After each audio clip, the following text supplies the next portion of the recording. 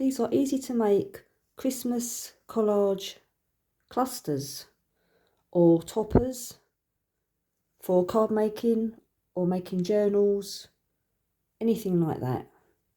And they're a fun activity using up various scraps and bits and pieces. So I'll show you how I go about making these.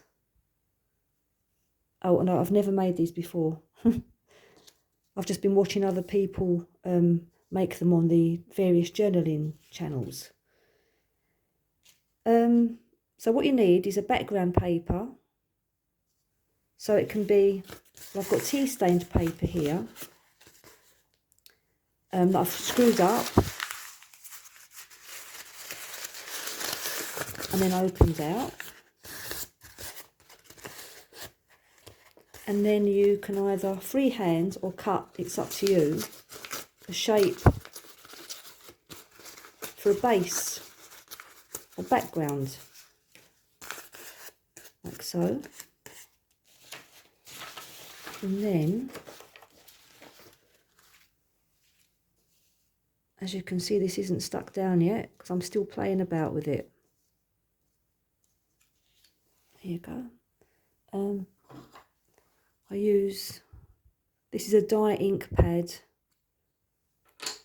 because the one I usually use as the distress ink has dried out, so I'm just using this other one. So screw up this paper. The harder you screw it up, you get more wrinkles in the paper, like so. And then we just run this over it, just to give an added interest and give it a bit more depth.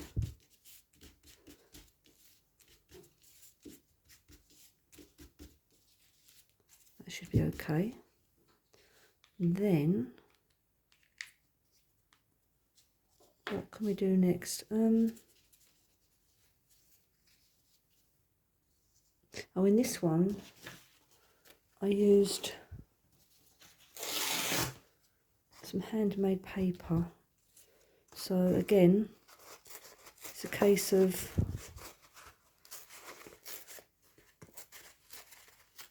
just ripping it or cutting it, it's up to you. I think this time, here we've put the tea dyed paper on top. I think this way we'll put this one on top instead for a change. On there. And then I've got these scraps. I've had them for years, but I think you can still get similar things online. And I've already cut this one out, this Father Christmas face, and it's a case of deciding where to put it. And I've already gone round it with this, but I'll just do it again, just to give it a bit more character. Don't want him to look too new and shiny.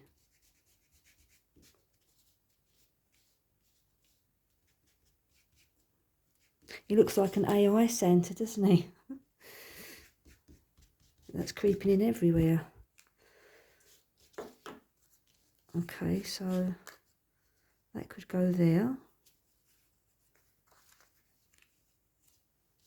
It's a case of just mucking around with things till you're happy with it and you get a balance.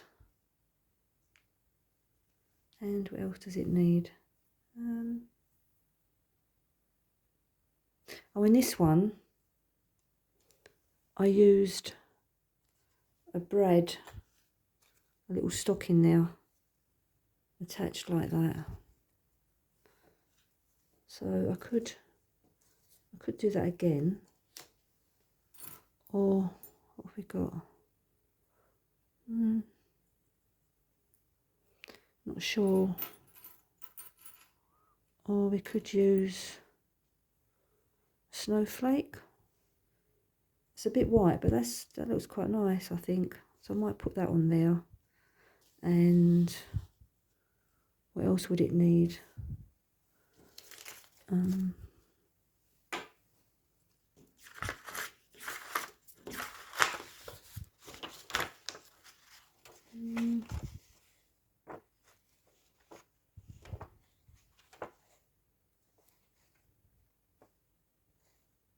I'm not really sure. As you can tell, I've not really thought this one out very much. Oh, I know what I'll do. I'll show you this. I think the whole point of making these little clusters is having a variety of things, a variety of textures going on. And for example, in this one here, I've got, this has got got fancy edge scissors to cut this out. And then this base here, I've rounded the corners to give it some other kind of interest. Then we've got a scrap there, some tea-dyed paper that's been crumpled up, and then some tea-dyed paper that I've done this with.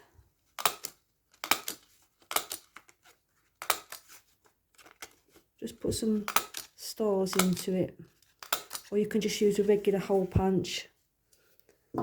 And as you can see, it just adds another dimension, just makes it a bit more interesting.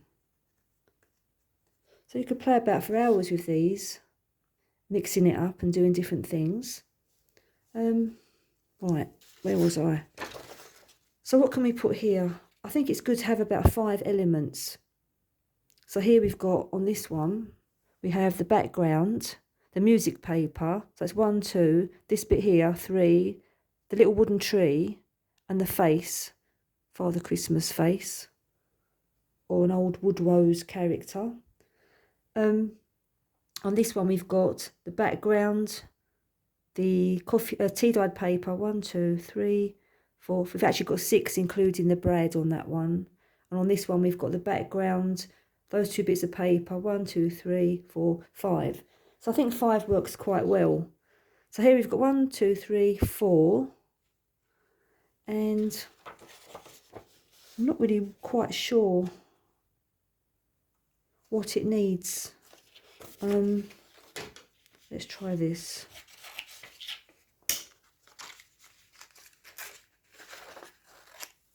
It's got greetings, season's greetings.